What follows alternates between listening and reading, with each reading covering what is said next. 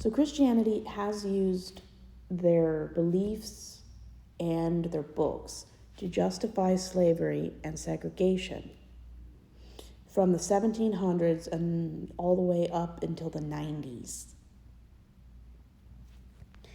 If you're lucky enough to grow up in a denomination that has never supported slavery, please leave it in the comments because I'm not aware of such a denomination.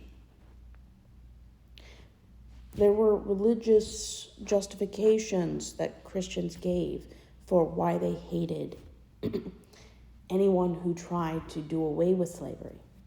They believed in Noah's curse, enduring religious justification for the oppression of African Americans throughout U.S. history. Another myth, American church. Religious justifications for slavery. Christians were opposed to abolitionists, which were people who wanted to overturn slavery. Harriet Tubman was an abolitionist. Pro-slavery individuals, like Christians, countered abolitionists by deeming abolitionism as infidelity. Pro-slavery arguments utilized the New Testament to challenge anti-slavery ideologies. One claim of pro-slavery individuals was questioning the term servant, which means slave. Pro-slavery writers deemed anti-slavery individuals with semantics. Moreover, pro-slavery ideology were victorious over the New Testament. Both racism and conservative Republicans were fond of the patriarchy.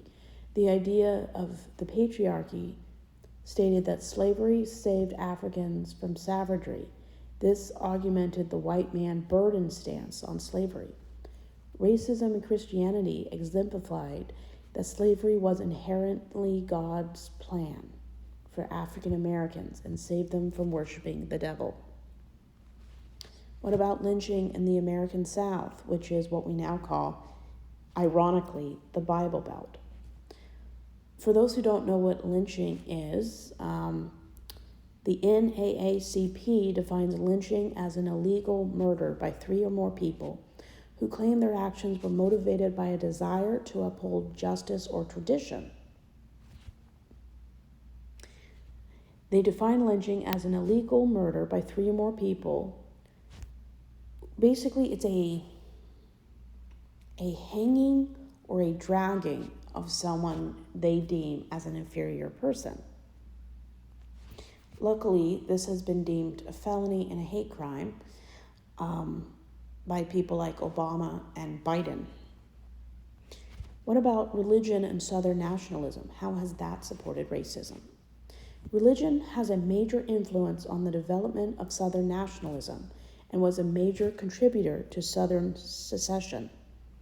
Throughout the lifetime of slavery in America, Christian masters found many arguments that, according to the practice of slavery, was supported by biblical passages and interpretations.